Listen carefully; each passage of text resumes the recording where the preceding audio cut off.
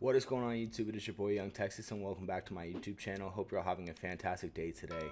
Now, as you guys know, I'm a big fan of the CDL.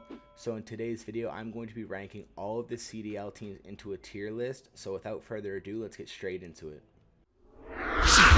So here we are on tiermaker.com. Now this is a website that you guys have seen me use numerous times in the past. We have all of our CDL teams along the bottom here. So let's just get straight into it. First, with the Atlanta FaZe. Now this is obvious. They are an S tier team. They were 11-0 at one point. They only lost 2 matches at this point, 2 series. They lost their first to the LA Gorillas, which was surprising to say the least. And then they also lost in the Stage 2 Major Grand Final to the Toronto Ultra, which was also kind of surprising. But this is the most dominant team in the league by far. Simp, Ibiza, Selim, and Arcides are just absolutely amazing. They're all top 10 players in the league. And they lead the league in every major category, pretty much every major category. Atlanta FaZe leads the league. They are easily an S tier team, as are the Dallas Empire. The Dallas Empire are arguably, but not really arguably, a top 2 team in the league. They have a really solid roster. They finished 2nd at the Stage 1 Major and 3rd at the Stage 2 Major. But they are still a top 2 team in the league right now. Their roster is absolutely insane. You have the 2 young guns in their 2nd year in the league with Shotzi and Illy. Shotzi was the league MVP last year. I mean, they've got an insane roster. They've got Hugh, who has been in the league for a few years, but has been proven dominant year after year. And then they have the greatest Call of Duty player of all time with Crim6, kind of heading their roster, being that leader. I mean, the Dallas Empire are just a stacked roster, and they're going to be huge competition in the league for the entire 2021 CDL season. Now we're moving on to the Florida Mutineers, who they're kind of a sleeper team. Like, they're not A tier, but I'd say they're a B tier team because they're a team that can upset a lot of teams. Now, they did just recently make a roster change. They dropped Slacked, so now their roster right now is Awakening, Neptune, who are 2 very young players, but they're proven to be pretty good. Skies, who is also very young, but is pretty good as well. And then they've picked up Havoc, who was off their bench, in place of Slacked, who they have dropped. They're a pretty good team that is going to be in a majority of their matches. And by that, I mean they're going to be competitive in a majority of their matches. Are they an A-tier team? Not yet. They're a little bit unproven, especially with that young roster, so I'd like to see them get a little bit more wins before I move them up. But B tier is very respectable considering their roster. Now we're moving on to the London Royal Ravens, who they struggled a lot in Stage 1. They did not win a single series. Now they had some roster issues, of course, with Alex having to go back to the United Kingdom to deal with some family issues, which is super unfortunate.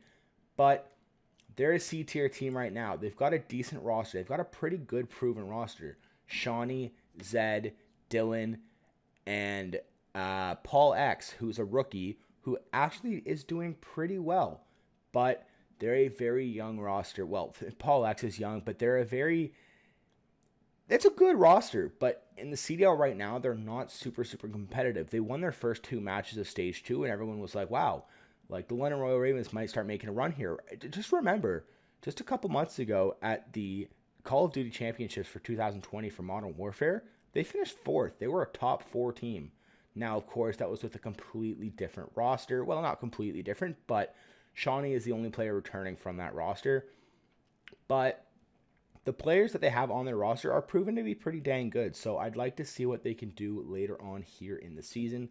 But for right now, I'm giving them a C tier. It's kind of like C or D, but they showed me enough in Stage 2 that I'm going to be okay giving them a C tier. Now, the LA Gorillas. This is a team that I would tell you was down here earlier, but they've stepped up and they've proven that they can actually do something good. So I'm going to give them a B tier. And they have a really good roster. They've got Apathy. They've got Silly. They've got let me see. I actually have the rosters right here. They've got Accuracy, Silly, Vivid, and Assault. Now, this is a pretty good roster. Obviously, Vivid is young, and he's just coming into his own right now.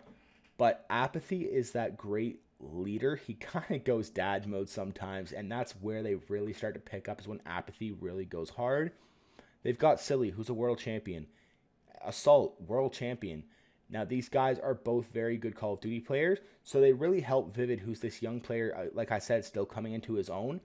But they're like a B, C tier team, but I'm going to give them the benefit of the doubt and B tier, especially after they upset the Atlanta FaZe in Stage 2. That was absolutely insane, and that in and of itself is worthy of my B tier. Now you have the LA Thieves, who, after their Stage 2 performance, I'm going to give them a B tier as well. They've made big roster changes. They've dropped Slasher. They've dropped Temp, who are they benched Slasher and completely released Temp. This is an unproven roster right now. A young and unproven roster, at least for half of it. They have Quavo and they have TJ, who are very proven veterans to be very good. Quavo came in as Kenny. He switched his name in the World War II season and took the league by storm. He was absolutely insane. TJ kind of got his fame with Rise, but really got the fan support when he played with Optic Gaming in the Black Ops 4 season. He was the Iceman. He was the dirty work guy, the guy who just did all of the work, got none of the glory, until people started realizing, man, TJ is a good Call of Duty player. With that, though, they have Venom, who, this is his first year in the league. Again, a lot of rookies in the league this year, but he's a good Call of Duty player. He's struggling to keep up with the pace of the CDL, I think, right now. I'd like to see him come into his own a little bit more. And then they've got Draza, who first made his debut with Optic Gaming Los Angeles last year in Modern Warfare. He's okay. I mean, he needs to get better. Venom and Draza really need to pick it up if LA wants to move up in this tier list and if LA wants to start winning some majors.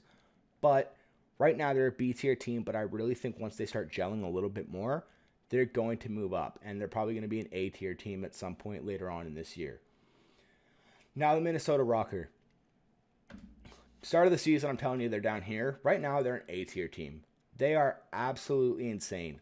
Now, I'm an Optic fan, so seeing Accuracy get that 3-piece on Moscow S&D Game 5, that hurt. I mean, Optic got super unlucky. They all stacked up, and Accuracy got a super lucky play. But they proved themselves that they could get to that point. I mean, man, they took Optic to Game 5, Round 11. They are a very good Call of Duty team. They are worthy of that A tier. They have a great roster. They've got Priesta, Priest is insane. They've got Attach. Attach is a proven veteran. He's a world champion. He's great. They've got Accuracy, like I said, but they have got my choice for Rookie of the Year, Standy. Standy is absolutely insane. So I'm actually in a CDL Fantasy League, and Standy was on waivers because he just got called up. I was watching the Minnesota Rocker versus Dallas Empire. It was Raid Control, I believe. When he 4-pieced the Dallas Empire in Raid Control, I pulled up the app on my phone, dropped a Classic from Paris. I dropped Classic and picked Standy up off of waivers because I was like, this kid's going to be special. And I was right. He really started to perform. He's going to have one hell of a career. If he keeps playing this way, I'm really excited. And he's really helping Minnesota take that next step. Now you've got the New York Subliners. They're like a B or A tier team, but simply out of respect for how New York is right now, I'm going to give them that A tier. Now, New York Subliners have a roster right now that we have no idea what they're doing. They've got Clayster. That's not going to change. The rest of their roster, not really sure. Asim looks like to be a lock in that roster as well. So you've got Clayster and Asim, who are some very good Call of Duty players. Clayster, 3-time world champion. Asim, not a world champion. I don't think Asim's ever actually won a major. But no, he did last year, I believe. Was he on New York last year?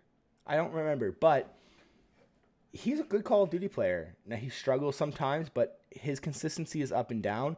But when he's good, he's pretty dang good. But now the rest of their roster is kind of in question right now. They've got Mac, Diamond Con, and Hydra. Now, it was rumored that they had dropped Mac, and so Mac was going to go play with Wester. There's a lot of Twitter beef with that and like Parasite and all that. But that they were going to have Diamond Con and Hydra. But now we don't really know. So kind of Mac, Diamond Con, and Hydra are kind of in between for those last two spots on the roster. But I mean, they're still an A tier team. Those are three very good Call of Duty players, especially if they get Hydra. He's nuts.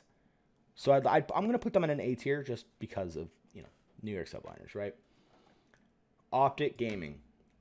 I am a huge Optic fan, so I wish I could put them in S tier. They're not worthy of it right now. They haven't won yet. The closest they've gotten was third, I believe.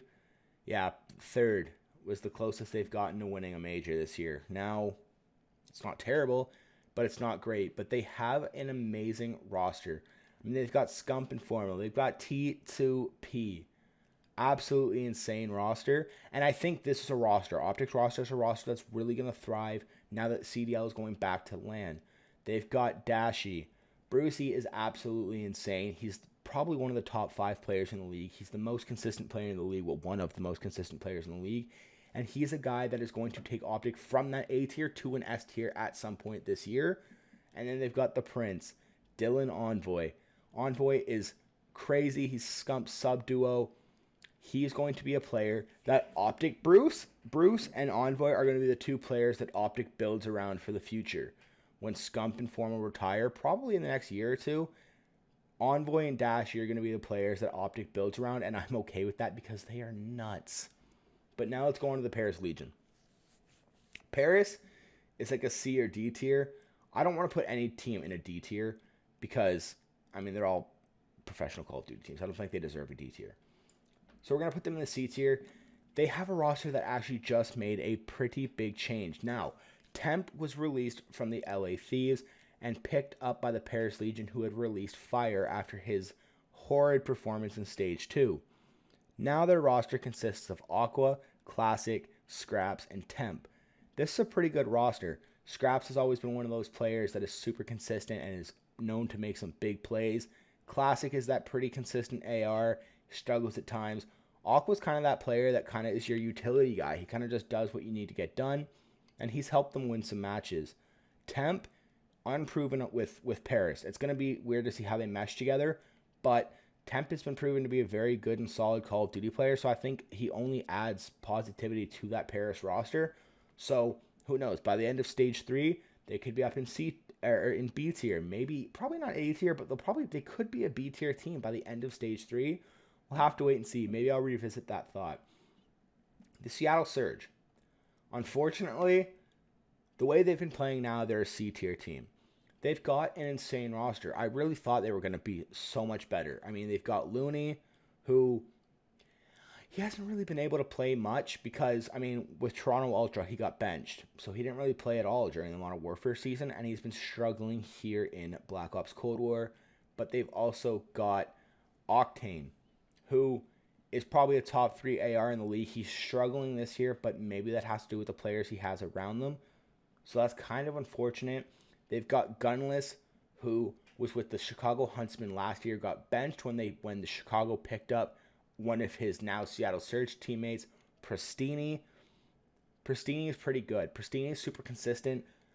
A lot of people said that Pristini would never be good without Arcides, but Pristini has proven those people wrong, and he's really come into his own to be his own player without his brother. It's a good roster, but of course, you've also on that roster, you also have, actually I named everybody, Octane, Pristini, Gunless, and Looney. So that's a pretty good roster, but they've really been struggling. So I'm thinking we're going to see a roster change here in the near future for the Seattle Surge. We'll have to wait and see. Last, but certainly not least, my hometown team, the Toronto Ultra. After that performance in Stage 2, they're an A tier team. I can't put them in S tier, even though they beat an S tier team. They beat 2 S tier teams in back-to-back matches. I can't put them in S tier right now. It was 2 matches. Maybe it was luck. It wasn't luck. They're a good team. They're a good team, but they're not an S tier team yet. They've got a solid roster. They've got Bance. They've got Cammy. They've got Kleenex. And they've got Insight, a young rookie who now, actually, in his first match ever, broke the S&D kill record. I think he put up 18. I was sketchy. I was worried when they dropped Methods and picked up Insight. I was like, no Zinni, no Winnie. That's what everybody said. And for a while, it looked like that was the case. But then they picked it up and things started clicking, and they ended up winning the Stage 2 major, beating, like I said, the Dallas Empire and the Atlanta FaZe in back-to-back matches. That is insane. That is something that nobody saw coming. Like, nobody. But they're an A-tier team. Could they be an S-tier team? Maybe. If they play at this level consistently, if they play at this level throughout the entirety of Stage 3, I'd gladly move them up to an S tier. I don't think they will. I think they'll stay in that A, B tier for the remainder of the season. But I think a lot of these teams will move up and down throughout. I think these two teams here are going to be S tier for the rest of the year. I think you're going to see Optic move up. A couple of these teams might move up and down here. But that is where I am currently ranking the CDL teams at the end of the Stage 2 major going into Stage 3 next week. Let me know in the comments what you guys think. Do you guys think teams deserve to be higher, lower? Let me know. But if you guys enjoy, be sure to leave a like on the video as well. Subscribe to the channel and hit that bell to turn on those notifications so you never miss any of my daily uploads.